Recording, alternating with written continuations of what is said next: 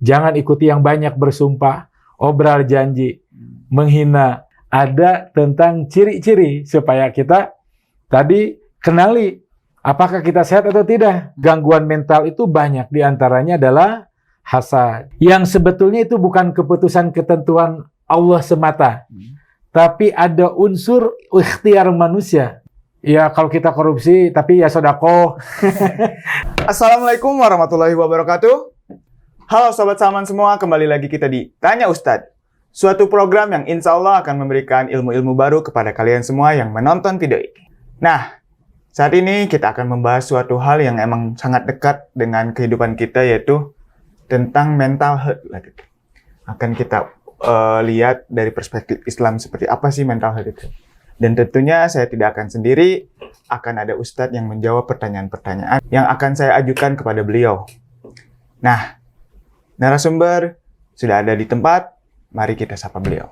Assalamualaikum warahmatullahi wabarakatuh, Ustadz. Waalaikumsalam warahmatullahi wabarakatuh. Alhamdulillah bisa kembali lagi bertemu di Tanya Ustadz ini gitu ya. Alhamdulillah. Untuk berbagi ilmu lah kepada Sobat Salman semua yang menonton video ini.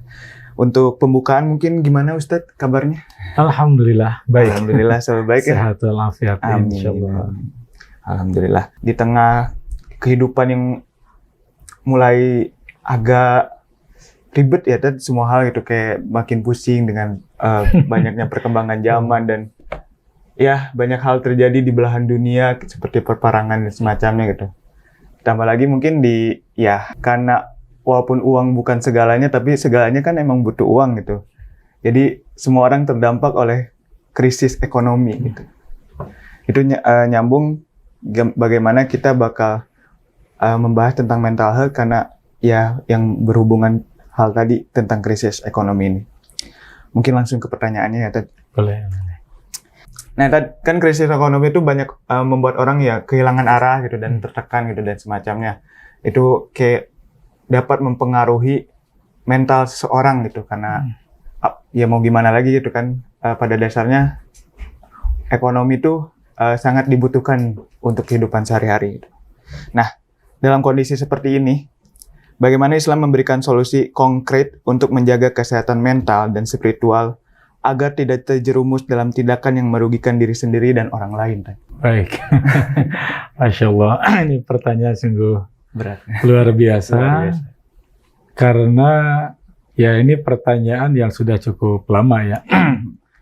Dalam pengertian bahwa selama manusia itu hidup pasti ada persoalan-persoalan yang meliputinya, termasuk di dalam kaitan dengan kesehatan.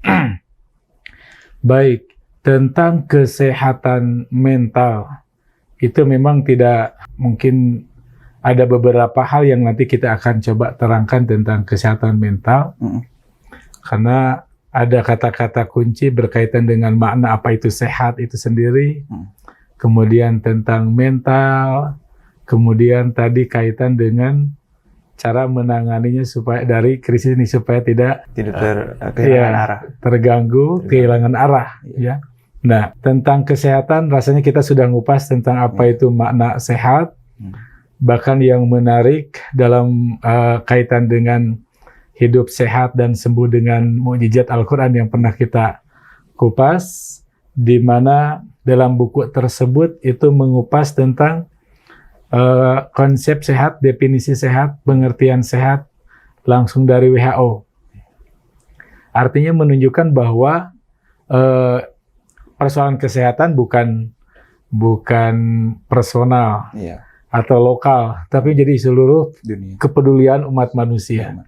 Sehingga WHO, Badan Organisasi Kesehatan dunia itu menunjukkan ada kepedulian tentang hal itu, sehingga merumuskan apa itu makna sehat. Kemudian ada juga seorang pemikir, Fritjof Capra, yang menjelaskan tentang bagaimana itu sehat, dan kemudian diakhiri dengan konsep sehat menurut Dr. Mustamir itu sendiri. Tentu saja tidak mudah, ya, tidak mudah karena ternyata banyak definisi dan banyak penggunaan sehari-hari. Seperti Mas Yusi tanya, gimana sehat? Saya bilang sehat, alhamdulillah. Kenapa? Saya bisa berjalan ke sini, saya bisa mengisi materi, ya, itu sehat pada umumnya. Tapi kalau diukur misalkan berapa kolesterolnya, berapa kadar gulanya, berapa tekanan darahnya dan sebagainya, kemudian ada standar tentang kesehatan itu, mungkin tidak leluasa setiap orang menyebutkan sehat kalau harus ngukur dulu. Nanti saya ukur dulu ya, oh sehat nggak? Ya. Jadi sehat pada umumnya ya kita bisa beraktivitas itu sehat. Ya.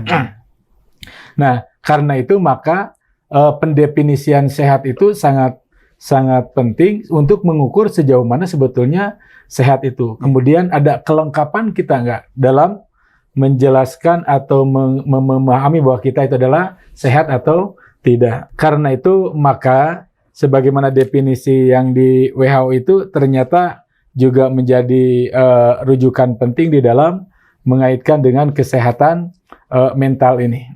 Ya, karena diantaranya nanti di dalam kupasan tentang sehat, WHO itu menjelaskan ada pernyataan tentang sehat yang saya kutip misalkan, bahwa sehat itu nanti sebagai kondisi yang memungkinkan setiap individu memahami potensi-potensinya, ya. Kemudian mampu mengatasi berbagai persoalan dalam kehidupan secara normal, dapat berkarya secara produktif, mampu berbagi dengan orang lain dalam komunitasnya. Sehingga dalam hal ini paling tidak ada poin-poin di dalam kesehatan tersebut, yaitu adanya kesehatan fisik, mental, dan sosial. Nah, ini yang menjadi pembahasan kita tentang kesehatan mental. Ya. Buku lama tahun 1968, Profesor Zakia Derajat itu menulis tentang kesehatan mental. Itu juga cukup bagus untuk menjadi rujukan referensi berkaitan dengan kesehatan mental, walaupun sekarang sudah mulai berkembang. Nah, pada itu masih belum sedahsyat segencar sekarang tentang kesehatan mental. Tetapi pada dasarnya nanti ada kepedulian mereka terhadap kesehatan mental. Nah, Al-Quran sendiri atau bahasa Arab yang kita gunakan memang tidak secara langsung menyebutkan sehat mental, ya. Maka itu penting untuk mengetahui tentang konsep manusia, tentang bagaimana manusia menurut Al-Quran, gitu kan? Di sana ada unsur-unsur fisik dan unsur-unsur non fisik yang kemudian juga nanti berpengaruh terhadap perilaku dan sebagainya. Nah, karena itu ini detail ini ya, kesehatan mental menurut Prof. Zakia Derajat itu. Dan saya tertarik karena beliau juga nanti mengupas tentang pengalamannya di dalam menangani nanti gangguan atau bahkan penyakit kejiwaan yang ada kaitan dengan fisik tadi. Ya. Nah, beliau menyebutkan secara garis besar bahwa kesehatan mental itu ada kelompok yang kalau kita renungkan bahwa di sana ada yang gembira, ada yang bahagia, ada yang sedih, ada yang mengeluh. Nah, itu apapun profesinya, latar belakangnya. Saya jadi ingat ayat Al-Quran mengatakan inna sa'yakum lasyatta. Bahwa usahamu, perilakumu, aktivitasmu itu beragam. Tapi dari keragaman itu nanti ada yang fasanu yasiruhu lil yusra, yang dimudahkan ke jalan kemudahan dalam surganya Allah, dan ada orang kelompok yang dimudahkan jalan kesulitan, kesengsaraan, yaitu ujungnya ya nerakanya. Nah, itu kalau diturunkan ke dalam kesehatan, ada yang bisa dikategorikan sehat, bahagia, berbinar, bermuka ceria, ada yang sedih, muram durja dan sebagainya. Nah, itu menunjukkan bahwa ada perbedaan ya manusia itu. Tapi dari sekian ragam itu ya dua kelompok dikelompokkan dua. Yang sehat bahasanya tidak sehat atau kurang sehat. Gitu kan. Nah, dan beliau menulis tentang bagaimana kesehatan mental dan kaitannya dengan ketentraman hidup ya. Beliau menekankan betapa pentingnya pengaruh kesehatan dalam 4 hal. 1, pengaruh kesehatan dalam perasaan. Ya. 2, pengaruh kesehatan dalam kesehatan mental dalam kecerdasan, ya. Ketiga, pengaruh kesehatan mental dalam kelakuan atau perilaku. Dan yang keempat, kesehatan mental, pengaruh kesehatan mental terhadap fisik badan. Ya, nah itu kalau tidak optimal kesehatannya, itu perasaan pun itu akan muncul. Apa yang akan muncul? Ada rasa cemas, gelisah, iri, sedih, bahkan rendah diri, ya. Hilangnya kepercayaan diri, pemarah, ragu, dan bimbang. Yang itu nanti bukan hanya berkaitan dengan krisis ekonomi, atau kemarin COVID, atau kemarin sekarang perang dan sebagainya. Ya banyak hal. Ya, yang jelas ketika kondisi kejiwaan atau mentalnya tidak sehat, maka itu peluang muncul itu sangat besar. Sikap-sikap tadi, ya. Sikap sedih, sikap iri, yang nanti ternyata bagaimana sebelum Islam memandang akan hal itu. Yang kedua, kaitan dengan pengaruh terhadap kecerdasan. Ya, ketika kesehatan mental itu akan berpengaruh terhadap kecerdasan. Ya, yang dimana Islam tidak ada pandangan dalam Islam itu bahwa manusia diciptakan dalam keadaan bodoh. Ya, tapi ternyata dalam kenyataannya orang itu berbeda. Ada yang cepat menangkap, ada yang tidak. Nah, yang cepat menangkap, yang tidak menangkap itu ternyata bukan, tidak semuanya adalah karena memang keterlambatan cara berpikirnya atau kekurangan kecerdasannya. Ternyata ada pengaruh faktor-faktor yang tadi tekanan mental. Ya, ada tekanan dari di keluarga berpengaruh kepada kecerdasan. Itu ternyata penelitian itu menunjukkan akan ada korelasinya. Ya. Kemudian juga dengan adanya kekurangan atau tidak adanya kesehatan mental itu berpengaruh terhadap perilaku. Ada orang yang merasa tertekan, gelisah, bahkan suka mengganggu orang lain, suka menjali, bahkan mencuri, menghina, menindas. Itu mesti ada korelasinya dengan kesehatannya. Berarti tidak sehat lah kalau secara sederhananya kan. Oh, ini orang tidak sehat mentalnya. Kan? Dan yang terakhir misalnya pengaruh terhadap badan atau fisik, ya, yang beliau banyak berpengalaman dalam hal itu kaitan dengan yang nanti akan muncul psikosomatik itu. Bagaimana penyakit fisik ya, yang ternyata bukan disebabkan oleh kondisi fisik itu sendiri, tetapi karena ada pengaruh non fisiknya, ya, yang disebut psikosomatis itu.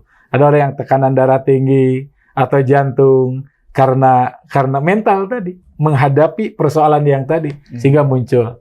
Nah, itu berkaitan dengan kesehatan mental yang beliau paparkan. Berkaitan dengan hal itu, kemudian bagaimana Islam? Tadi Al-Qur'an memberikan tuntunan banyak sekali di dalam Al-Qur'an. Kalau kita renungkan, walaupun tadi tidak secara sekaligus bahasanya apa ini, karena ini juga berkaitan dengan kondisi manusia, ya. Jadi sisi ya secara kajian tentang keislaman berkaitan dengan manusia kan beragam itu. Yang memandang sisi manusia itu siapa manusia? Ada yang memandang 3 unsur, nafsani, ruhani, dan jasmaninya. Ada yang memandang 2 unsur aja, jiwa raga, gitu kan. Nah, atau yang memandang bahwa manusia itu ya terdiri dari sisi dalam dan sisi luar manusia. Jadi sisi dalamnya yang tidak nampak itu, sisi luarnya yang nampak, yang bisa dikenali secara fisik, ya, yaitu ilmu kedokteran, yaitu secara fisik yang dikajinya kan, bagaimana korelasi organ tertentu dengan organ yang lain. Itu wilayah ranah kajian kedokteran yang memandang kepada fisik, ya. Nah, tapi ada non fisik ya, tadi mental, spiritual itu bagian non fisik yang ternyata ada. Itu kan korelasi akan hal itu. Nah, karena itu maka setelah memiliki pandangan yang singkat, ini cukup panjang nanti kalau ini kan, paling tidak bahwa Islam itu memandang terhadap manusia bukan sekedar fisiknya saja. Jadi sehingga kita mengadop tentang bagaimana kesehatan mental itu sangat ada korelasinya dengan ajaran Islam, karena Islam mental kan tidak tidak secara fisik. Apa sih mental yang bagaimana kan enggak? Iya. Ya, tapi efek dari mental itu ada kan. Nah, itu yang dalam Islam ya jelas ada. Yang jelas ada. Banyak hal gitu kan. Sehingga contoh tadi pagi itu saya ngupas surat ini, kajian di tiap pagi ba'da subuh di masjid itu kelompok ayat kita ulas, jelaskan sudah sampai kepada surat Al-Qalam ya. Dulu dari Al-Fatihah sudah sampai Al-Qalam itu ketemu ayat yang nanti menarik bahwa Nabi itu kan di stigma, dicap sebagai majnun ya, gila. Tidak sehat berarti kan? Dan bahkan dalam ayat lain kahin, dukun, syair, penyair, ya. Kemudian juga tuduhan-tuduhan yang tidak berdasar, dan di sanalah Allah nanti memberikan pembelaan, ya, penyataan yang diabadikan dalam Al-Qur'an bahwa engkau Muhammad ya bukanlah orang yang gila. Binikmati rabbika bimajnun, ma anta binikmati rabbika bimajnun. Engkau karena karunia Tuhanmu itu bukanlah orang yang gila. Tapi justru wa innaka la'ala khuluqin azim. Engkau berada di atas akhlak yang agung. Perhatian, gila kemudian kaitan dengan akhlak. Jadi ternyata gila berarti kan tidak sehat. Ya. Nah, tidak sehat. Berarti kalau yang sehat gimana? Sehat tidak sehat ada kaitan dengan akhlak. Ada kaitan dengan perilaku. Ada kaitan dengan sisi dalam manusia itu yang menggerakkan perilaku, mental. Ini yang ada korelasinya. Nanti digambarkan bagaimana justru akhlak Nabi itu, ya, yang agung itu. Dan sebaliknya nanti ada larangan di dalam Al-Quran itu tuti'il mukadzibin. Jangan ikuti orang yang mendustakan ayat-ayat Allah. Berarti orang-orang yang mendustakan ayat Allah itulah yang tidak sehat. Itulah yang majnun. Itulah yang punya ketidakwarasan, ya. Wala til mukadzibin lau tudhinu payudhinun. Kemudian kullu halafim mahin. Jangan ikuti yang banyak bersumpah, obral janji, menghina, ya, mahin. Kemudian wala tuti kullu halafim mahin hamazin, yang suka humaza, mencela, ya, hamazin. Kemudian masya'im bin namim, dia berjalan-jalan untuk apa? Namimah, adu domba. Jadi datang berjalan ke sana, berjalan untuk apa? Untuk mengadu domba, namimah, ya. Hamazin masya'im bin namim, ya. Kemudian juga utulim ba'da zalika zanim, orang yang bengis, orang yang jahat, ya. Kemudian mentang-mentang zumalin, mereka punya harta, wabanin, anak-anak, jadi punya harta, punya pengikut gitu kan. Nah, itu adalah yang tidak waras. Ya. Ada tidak waras. Karena itu maka tafsir, ya, Kemenag Maudu'i itu tafsir tematik itu memperhatikan tentang hal itu. Ada 9 jilid keempat itu ngupas tentang bagaimana kesehatan mental. Nah, di sana ada tentang ciri-ciri supaya kita tadi kenali apakah kita sehat atau tidak. Karena kalau perspektif fisik sehat, dan kalau orang dipandang sakit itu akan tersinggung. Walaupun sakit secara non fisik, ya. Nah, seperti tadi orang yang sombong, ya, dia tengok, pas saya mau nengok Bapak, saya sehat, kan Bapak sombong. Jadi pasti tersinggung kan? Sombong itu adalah penyakit gitu kan. Nah, tapi pasti tersinggung. Nah, karena itu sangat menarik untuk mengenal bagaimana ciri-ciri sehat di dalam kaitan dengan sinaran Al-Quran yang itu dikategorikan memiliki kesehatan mental. Paling tidak ada 9. Ini cukup panjang, tapi ringkas-ringkas, ya. Pertama, itu memiliki iman yang menjadi landasan semua sikap dan tingkah lakunya. Jadi dalam Al-Quran, iman itu merupakan indikator kesehatan. Ya. Dalam Al-Quran, Allah berfirman, laqad khalaqnal insana fi ahsani taqwim, tsumma radadnahu asfala safilin illal ladzina amanu wa amilus solihati falahum ajrun ghairu mamnun. Jelas bahwa sungguh kami telah menciptakan manusia dalam keadaan sebaik-baik bentuk, ya, fisik, non fisik, perilaku, potensi itu sebaik-baik Kemudian apa? Kami kembalikan ke tempat yang rendah. Rodadna asfala safilin, yang rendah, serendah-rendahnya. Itu kan tidak semena-mena. Kalau tidak mengikuti perintah Allah. Makanya di sana apa? Illalladzina amanu. Kecuali orang yang beriman dan beramal saleh, maka dia mendapatkan pahala yang tiada terputus. Artinya orang yang beriman dan beramal saleh tidak akan direndahkan. Potensi itu tetap dalam keadaan keunggulan, ketinggian, ya sehat secara mental. Satu. Yang kedua adalah mampu membebaskan dirinya dari penyakit-penyakit hati. Ya, yang ini kan tadi saya rasa sehat-sehat saja secara fisik. Dan kalau ini menjadi standar, nanti di dalam buku tentang kesehatan itu sangat menarik. Jadi kalau sehat hanya pengertiannya tadi fisik, ya ini kan bisa lolos bahaya. Bagaimana membebaskan? Dalam Al-Quran ada firman Allah, iyyakum wal hasada, fa innal hasada ya'kulul hasanat kama ta'kulun nar hatab. Ya. Jadi penyakit hati yang menjadi sumber gangguan mental itu banyak. Di antaranya adalah hasad, dengki, kemudian takabur, tamak, dan lain-lain. Itu banyak nanti ini. Ya, di antaranya takabur, tamak, ya, kemudian hasad itu kan disebut bibit dosa manusia. Karena takabur itu iblis itu, ya, sokok gurunya gitu kan, ya, tidak mau sujud kepada Adam. Nah, jadi kalau ada orang-orang takabur itu, nah itu berkaca diri, ini siapa sokok gurunya? Yang kedua tamak, anak Adam yang berkelahi, ya. Nah, yang ketiga adalah hasad juga karena iri tadi, ya. Nah, sehingga itu menjadikan apa ulama menyebut sebagai bibit-bibit dosa, ya. Yang lainnya itu tidak jauh dari tiga ini, gabungan dari tiga ini, ya.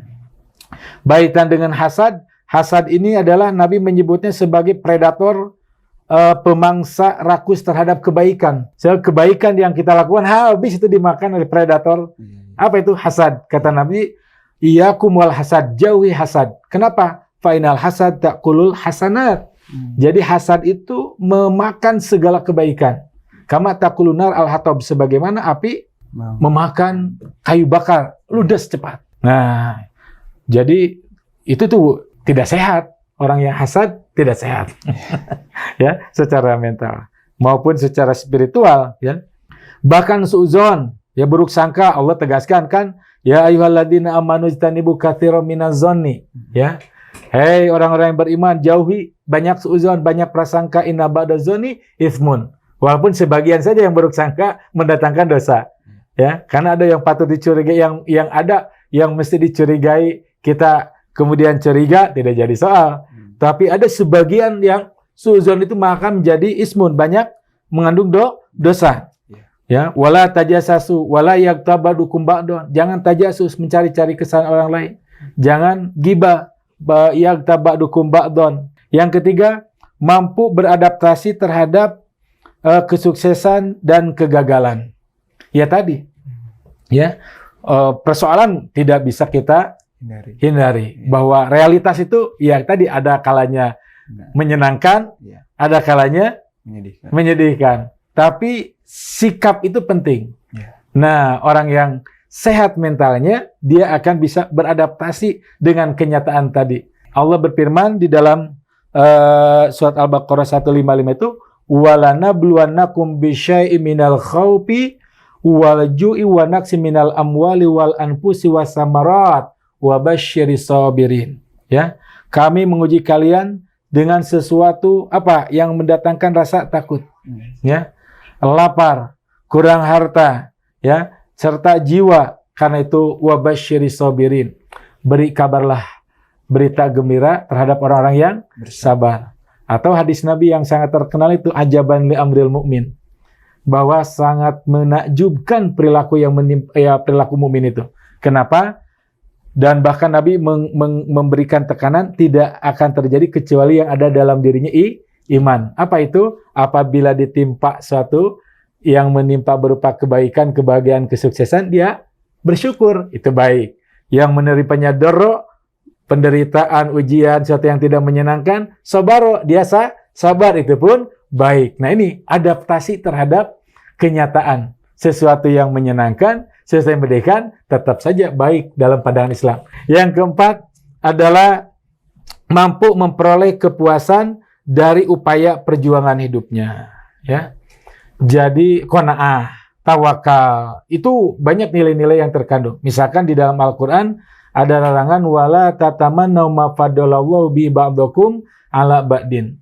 Lirijali nasibu mimaktasabu walinisa'i nasibu mimaktasabna was'alullah min fadlihi innallaha kana bikulli syai'in alima. Dalam surat An-Nisa, jangan kamu iri hati terhadap karunia yang telah Allah lebihkan kepada sebagian kamu atas sebagian yang lain. Ya, suami terhadap istri atau rekan sejawat di kantor. Ya, itu rezekinya sudah Allah jamin. Nah, yang penting kita berupaya pada ikhtiar kita masing-masing. Kenapa berbeda? Sudah bukan rezeki kita. Mungkin itu rezekinya, ini rezeki kita. Nah, itu tidak mesti kita iri terhadap mereka. Nah, itu memperoleh puas. Yang penting jelas-jelas kehalalannya. Yang kelima, senang memberi daripada menerima. Senang memberi pada menerima. Ya, itu banyak ayat, banyak hadis. Ya. Bahkan di dalam Al-Quran, surat Al-Man itu ara'aital ladzi yukadzibu biddin fadzalikal ladzi yad'ul yatim wala yahuddu 'ala ta'amil miskin. Tahukah kamu siapa orang yang mendustakan agama? Itulah orang yang menghardik anak yatim dan tidak mendorong memberi makan. Mendorongnya saja sudah baik kan? Tidak memberi langsung. Kita tidak punya uang, tidak bisa memberi. Kita ajak orang lain yang ini, kita ajak, kemudian mereka trigger motivasi untuk memberi, itu sudah kebaikan luar biasa. Apalagi dengan kita sendiri. Nah, itu untuk menunjukkan bahwa orang yang sehat mentalnya gemar memberi. Tadi orang yang dimudahkan tadi, yang pertama justru memberi. Baru watako, bertakwa. Baru wasaddaqo bil husna, membenarkan nilai-nilai kebaikan. Yang keenam, mampu menjalin hubungan dengan orang lain dan saling menguntungkan. Ya, jadi berinteraksi. Sehat mental nggak serba sendiri. Untung ingin sendiri enggak. Ya, sehingga Allah mengatakan ya ayuhan nas inna khalaqnakum min dzakari wa untha wa ja'alnakum syu'uba wa qabaila. Untuk apa? Lita'arafu. Ukurannya inna akramakum indallahi atqakum. Ya. Jadi ukuran kebaikan kemuliaan itu yang paling takwa di antara kalian, ya. Di sini apa? Ada hikmah keberadaan manusia itu ya untuk apa? Interaksi. Untuk saling berbuat kebaikan, mengenal, berbuat kebaikan sehingga tadi mendatangkan kebahagiaan. Dalam ayat yang lain dengan tegas wa ta'awanu 'alal birri wa taqwa wa la ta'awanu 'alal ismi wal udwan. Tolong menolonglah kamu dalam hal kebajikan dan ketakwaan. Jangan tolong menolong dalam hal dosa dan permusuhan. Ini jelas. Orang yang sehat itu. Yang sebaliknya berarti tidak sehat. Ya. Kemudian yang ketujuh, bebas dari kecemasan dan ketegangan serta kesedihan yang menyusul sebagai peristiwa itu yang berlangsung. Sebagaimana firman Allah, innal ladzina qalu rabbunallah tsumma istaqamu tatanazzalu alaihimul malaikatu alla takhafu wala tahzanu. Ya. Jadi ini pentingnya istiqomah. Orang yang istiqomah dia tidak akan ada kecemasan. Karena kata Allah, orang-orang yang qalu bukan hanya berkata, bersikap, berpendirian, Rabbunallah, Allah Tuhan kami. Bukan hanya di sana, tapi konsisten mempertahankan ketuhanan Allah, tsumastaqamu. Istiqomah ajak dalam pendirian itu. Apa jaminannya? Yaitu tatanazzalu alaihimul malaikah. Malaikat turun kepada mereka. Apa indikatornya? Alla takhafu, mereka tidak takut. Wala tahzanu, mereka tidak bersedih. Tadi takut, cemas, sedih, itu hal-hal yang kaitan dengan mental. Iri, sombong, itu kaitan dengan mental. Jadi Al-Quran sangat dekat sebetulnya, walaupun tidak ada istilah yang secara langsung kesehatan mental tadi. Ya. Kemudian yang kedelapan, mampu mengarahkan permasalahan menjadi penyelesaian yang konstruktif. Ya. Kenapa? Karena kesadaran bahwa Allah itu tidak mungkin membebani persoalan tanpa orang itu mampu memikulnya. Ayat yang kita familiar, la yukallifullahu nafsan illa wus'aha. Ya.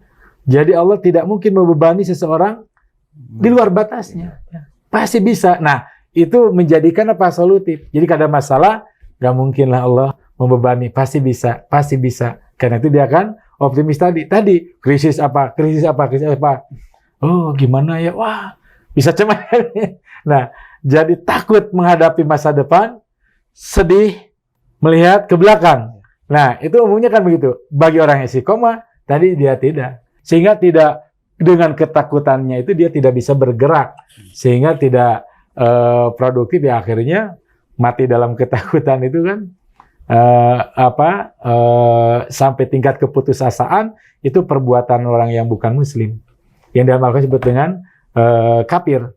Nah, dan keyakinan wa may yattaqi la yaj'alahu makhraja, siapa yang bertakwa kepada Allah pasti Allah menjadikannya makhraja, jalan keluar. Wa yarzuqhu min haitsu la yahtasib, diberikan rezeki dari jalan yang la yahtasib, tidak bisa dimatematiskan, ya. Ya, tidak bisa dimatematiskan. Dulu kan ada tuh penelitian tentang indeks kebahagiaan. Ternyata Jawa Barat memiliki nilai yang tinggi. Padahal krisis kan gitu secara ekonomi, penghasilan. Artinya apa? Tidak berkorelasi positif secara pasti penghasilan itu dengan tingkat kebahagiaan, tingkat kesehatan mental.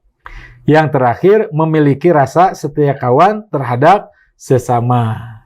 Ya, ini jelas. Tadi wa yut'imuna ta'ama ala hubbihi miskina wa yatima wa asira innama nut'imukum liwajhillahi la nuridu minkum jazaa'a wala syukura. Ya, itu kesetia kawanan dasarnya ikhlas, sehingga apa? Kalau dia mau memberikan itu adalah karena dasarnya Allah, bukan karena ingin iming-iming tertentu, ya. Nah, di barat ada apa? Pandangan altruisme, ya. Jadi atau di dalam Islam ada itsar. Itsar itu apa? Memberikan melakukan kebaikan yang dasarnya karena Allah saja. Jadi mendahulukan atas Allah aja, ya. Atas kepentingan orang lain karena dasarnya Allah. Di media sosial itu banyak tentang tayangan akan hal itu sebagai untuk men-trigger mungkin ya.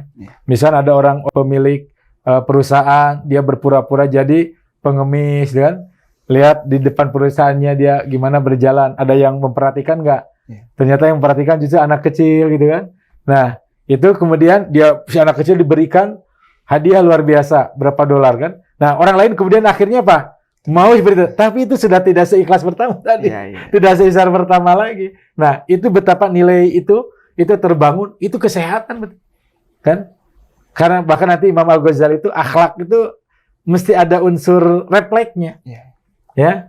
Jadi kalau ketika diuji seperti refleks dia membantu orang lain. Nah, itu kan sehat secara akhlak, sehat secara mental tadi. Nah, itu paling tidak dari sekian banyak supaya ada gambaran dari sekian banyak tentang ya kesehatan mental itu, karena ya banyak kupasannya yang sangat detail.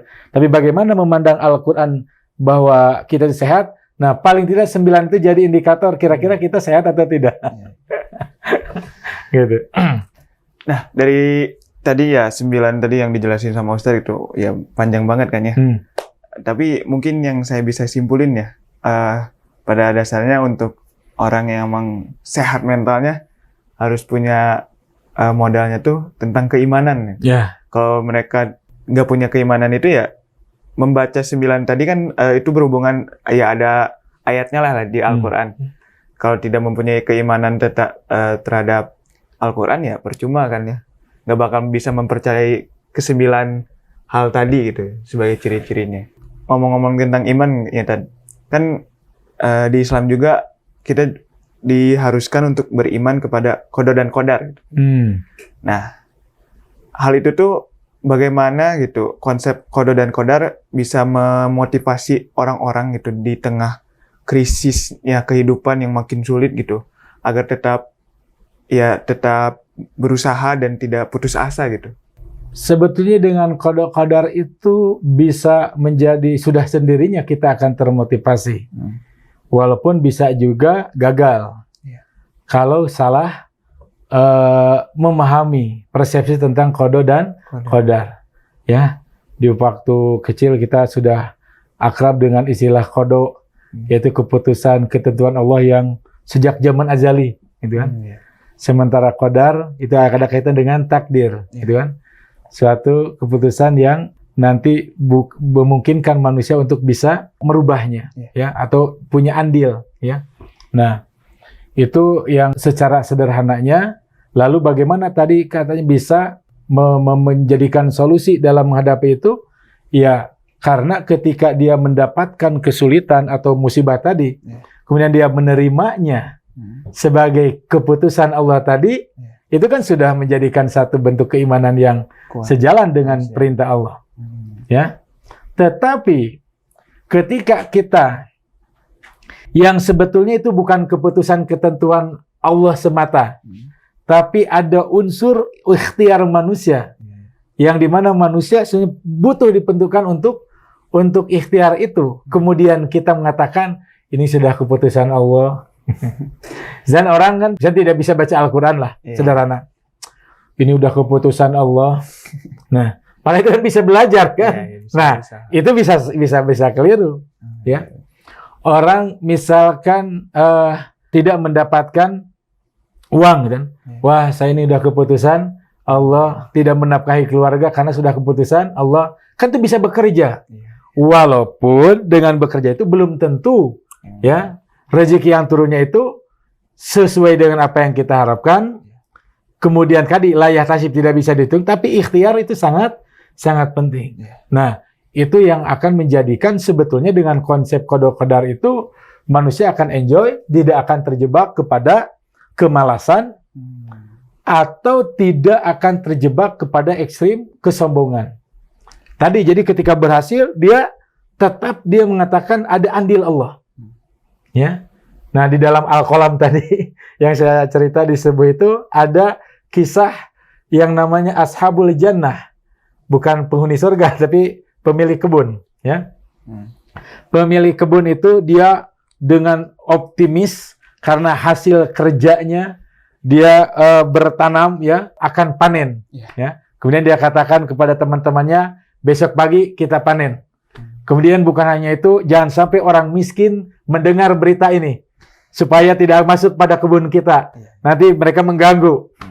Dan gitu kan. Wala yastasnun. Mereka tidak mengucapkan insya Allah, tidak pengecualian. Karena yakin, pede, percaya diri terhadap hasil jerih upayanya. Ya. Jadi wala yastasnun, tidak mengucapkan insya Allah. Apa yang terjadi ketika mereka sampai pada kebunnya, itu mereka merasa fidalalin, dalam keadaan sesat. Maksudnya, wah ini mah kayaknya bukan kebun kita.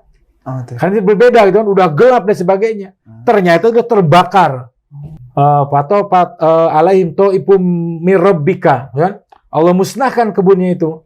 Kemudian apa yang terjadi? Nah, tapi mereka ada di kelompok itu yang awsatuhum, orang yang paling bijak, orang yang tadi sehat secara mentalnya. Tuh, kata kami juga kan, laula alam akulakum laula tusabbihun. Bukankah aku katakan kamu harusnya bertasbih kepada Allah? Kemudian qalu subhana rabbina inna kunna zalimin. Mereka pun bertasbih, mengatakan kami zalim. Fa'aqbala ba'dhum ala ba'di yatalamun. Mereka kemudian berhadapan-hadapan saling mencela, ya.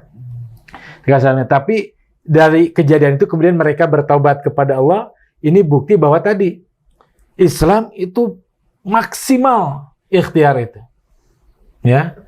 Tapi sekalipun kita mendapatkannya, tidak boleh ini hasil tanganku sendiri. Bagaimana Qarun yang mengatakan gitu. Bagaimana termasuk kelompok Ashabul Jannah tadi, kan? Ya, itu ada andil Allah. Gitu kan? Nah, sebaliknya kemudian ketika dia tidak mau, malas-malasan, dia tidak bekerja. Kenapa? Karena beranggapan bahwa toh kalau Allah sudah mendatangkan rezeki nggak akan kemana-mana, dia diam aja.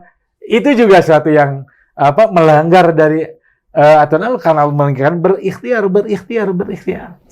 Bahkan berkaitan dengan rezeki Allah mengatakan wa ma min dabbatin illa 'alallahi rizquha. Ada kata-kata dabbah yang artinya melata. Mungkin saja manusia. Yang penting artinya gerak. Dari gerak itu Allah rezeki. Ini pentingnya ikhtiar. Begitu. Jadi qada-qadar itu akan bisa melepaskan dari persoalan-persoalan itu. Tidak akan terjebak kalau tepat ya. Nah, tapi kalau enggak ya tadi malah bisa salah ya. Gitu. Padahal kita juga harus mempunyai pemahaman yang benar ya terhadap qada-qadar. Wah, itu pasti. Kalau tidak, masa akan gitu. Bahkan yang menarik kan ada doa ya hadisnya sahih. Bahkan di Bukhari, bahkan di Imam Muslim, ya. Doa yang Allahumma la mani'a lima ataita. Allah tidak akan mencegah kepada orang yang akan memberi. Ya. Kalau Allah mau memberi, nggak ada yang mencegahnya. Wala mu'tiya lima manata. Tapi kalau Allah mencegah, tidak akan ada yang memberinya. Itu benar itu. Tapi kalau disalahpahami, bahkan konon itu sempat menjadi ditarik-tarik untuk mendukung dinasti tertentu pada zaman Umayyah atau ya itu supaya ridho terhadap keputusan penguasa. Nah itu ini kan sudah pemberian Tuhan. Nah itu padahal itu tidak demikian ya, tidak demikian dan banyak tentu saja ulama yang tidak merespon positif karena itu nanti tidak ada ujung-ujungnya tentang qadar itu ya. Masih pembicaraan terus ya sampai sekarang. Nah, tapi kalau kita lihat-lihat Al-Qur'an ya tadi ya, ada korelasi tidak bisa dipahami satu ayat atau satu hadis tersebut ya. Di mana Allah memerintahkan untuk kita menerima apa yang Allah berikan, tetapi juga di dalam ayat yang lain Allah memberikan dorongan perintah untuk kita berikhtiar. Padahalnya emang ada di mana kita harus menerima keputusan Allah, tapi ada juga di mana ya kita terus harus berikhtiar karena emang ya ikhtiar juga ada perintah dari Allah Subhanahu Wa Taala. Gitu. Nah, bicara tentang ikhtiar ya gitu. Di tengah kan di Islam tuh kita diajarkan untuk setidaknya seimbang lah gitu dunia dan akhirat tuh. Di tengah kehidupan yang mungkin semakin sulit ini gitu ya banyak krisis gitu. Tapi kita tetap harus mencari nafkah gitu kan. Nah, di tengah kesibukan mencari nafkah ini tuh, bagaimana menjaga keseimbangan ini agar tidak berujung pada gangguan mental kan? Tadi, konsep keseimbangan dalam hal apa? Dalam antara dunia dan akhirat. Gitu. Kalau seimbang dunia dan akhirat gimana? Akhirat itu udah jelas lebih besar. Iya, harusnya. Jadi ini, ya bagus sekali pertanyaan ini. Kenapa? Karena bisa nanti salah persepsi. Oh iya. Coba kita harus seimbang dunia dan akhirat. Dunia 50, akhirat 50. Padahal akhirat khairul laka minal ula. Jauh lebih hebat, lebih baik daripada dunia ini. Iya. Ya. Nah, jadi konsep keseimbangan dimaksud itu bisa jadi keliru juga. Misalkan seimbang dunia dan akhirat maksudnya gimana dalam pekerjaan? Ya kalau kita korupsi tapi ya sedekah. Itu nggak bisa itu. Ya, itu bisa terjebak ya. Ada yang menarik dalam konsep keseimbangan, ada mizan, ada tawazun, ada tawasud yang dikenal moderasi. Ada. Moderasi itu bukan pertengahan seimbang antara ketaatan kepada Allah dengan kebebasan kita, bukan begitu kan? Nanti ada yang menarik dalam kesimpulan tentang tafrid wa ifrat, tidak berlebih-lebihan tapi tidak mengurangi. Berlebih-lebihan apa yang diperintahkan Allah tidak mengurangi. Nah, itu pas. Jadi ajak iktidal, adil. Nah, jadi keseimbangan ada konsep dengan iktidal, keadilan dengan ketepatan, ya, akurasi gitu kan. Sehingga tidak rancu ketika memaham. Coba bayangkan dunia dan akhirat seimbang, harus seimbang. Seimbang gimana? Akhirat itu jauh lebih besar. Dan dunia cuma berapa kita hidup? Di akhirat berlama-lama. Seimbangnya gimana? Artinya kita optimalkan dunia kita itu untuk akhirat. Nah, itu menempatkan sesuatu pada tempatnya, Oh. yaitu adil tadi. Ya, i'tidal, keseimbangan itu ada kaitan dengan keadilan. Keadilan menempatkan sesuatu pada tempat, pada porsinya. Nah, ada buku jadul juga itu dari terjemahkan ke dalam bahasa tawazun, ya, keseimbangan. Kaitan dengan gangguan mental tadi kan ke jiwa sendiri, kepribadian manusia. Maka sebenarnya bagaimana supaya keseimbangan ada kaitan dengan tidak terganggunya mental. Maka di sana keseimbangan dalam diri kita. Oh, iya. Memahami konsep dalam diri kita. Ya. Di sini karena itu menyeimbangkan apa? Akal, ruh, dan jasad. Ya. Sebab kalau kita otak saja yang dilatih, diasah gitu kan. Kemudian ruh tidak diasah, fisik tidak diasah, tidak seimbang. Ya. Nah, itu keseimbangan yang akan mental. Maka setiap apa yang ada pada diri kita itu butuh porsinya tadi. Maka ada makanan ruh, ada makanan akal, ada makanan jasad fisik. Ya. Nah, fisik tidak digerakkan, ya itu kan zalim. Itu nanti tidak akan seimbang. Pemikirannya bagus, fisiknya tidak diasah, mudah sakit.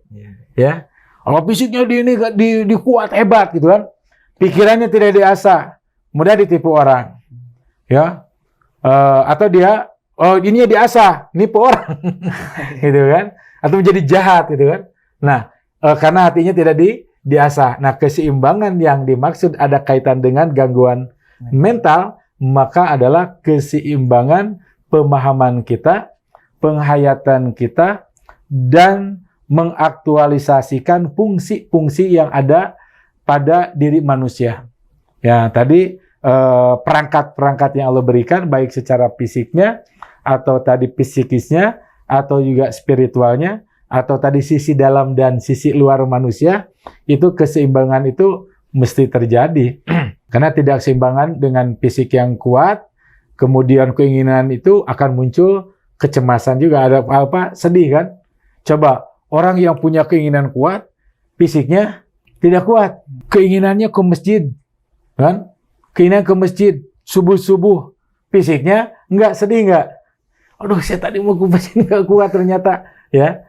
Nah, sebaliknya, dia fisiknya hebat, kuat, tapi karena hatinya tidak mau ke masjid itu, padahal sehat. Nah, ini adalah keseimbangan yang justrunya akan kaitan dengan kesehatan mental, ya, begitu. Masya Allah. Nah, begitu Sobat Salman semua, udah panjang banget gitu pembahasan tentang kesehatan mental bersama Ustadz Yayat ini gitu. Mulai tadi dari 9 ciri apakah kita sehat atau enggak dari mental kita gitu. Yang saya simpulkan bahwa pada akhirnya ya orang yang emang mentalnya baik, sehat gitu ya, itu punya keimanan yang kuat gitu, yang bisa mempercayai ya Al-Quran dan hadis, di mana ya di sana sudah tertulis, di sana sudah diceritakan bahwa ya orang-orang yang emang sehat mentalnya tuh ya seperti itu, di ciri-cirinya ada di Al-Quran gitu. Terus tentang tadi qadar dan qadar gitu, bagaimana kita jangan salah perspektif gitu, salah persepsi tentang qada dan qadar gitu, malah kita ngiranya ya udahlah orang udah ditakdirin sama Allah gitu, terus kita malah tiduran berleha-leha, itu sesuatu yang salah juga gitu. Tentang tadi, lalu yang ketiga gitu, yang tentang keseimbangan gitu, pada akhirnya ternyata ya emang akhirat dan dunia tuh nggak bisa diseimbangkan rata gitu, nggak bisa 50-50, karena emang pada akhirnya kehidupan di akhirat tuh bakal lebih panjang dan lebih lama, dan ya itu lebih besar gitu daripada dunia gitu. Dan tadi diulas juga sama Ustadz Yayat, ternyata ya yang perlu kita ketahui tentang keseimbangan itu adalah dalam diri kita, yaitu tentang fisik, mental, dan spiritual gitu. Iya. Nah, begitu Sobat Salman semua, sudah panjang banget pembahasannya. Semoga Sobat Salman semua bisa memahami dan bisa mengambil hal-hal positif yang dibahas di video ini dan bisa mendapatkan wawasan baru. Terima kasih yang sudah nonton. Sebelum kita tutup, saya mau berterima kasih dulu kepada Ustadz Yayat. Terima kasih Ustadz karena sudah mau mengisi dan membagikan ilmunya kepada kita di sini dan Sobat Salman yang menonton. Terima kasih semuanya. Wassalamualaikum warahmatullahi wabarakatuh.